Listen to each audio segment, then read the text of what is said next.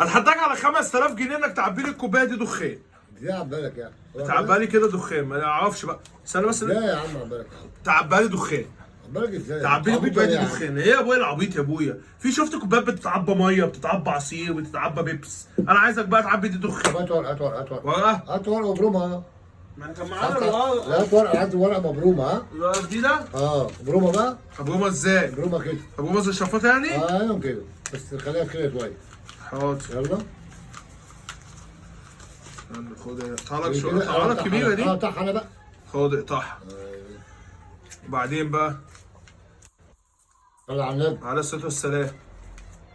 ايوه وبعدين جيب هات كوبايه تاني. كوبايه تاني؟ اه انت مالك يا عم؟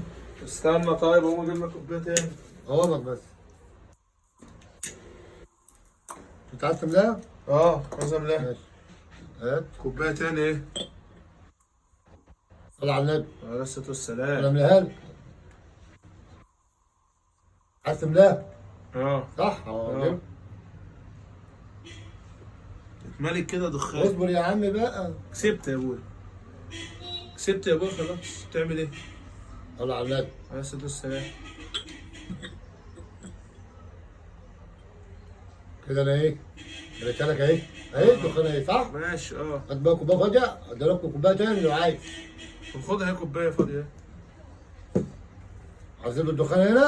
عايز اطلب الدخان هنا. اه اهي. احلى مسا عليك يا ابويا. ايه يا عم، يا عم اوعى يا عم، انت عبيط ولا ايه يا عم؟ انا عملت لك اهي، في ايه يا عم مالك يا عم؟ احلى مسا عليك يا ابويا.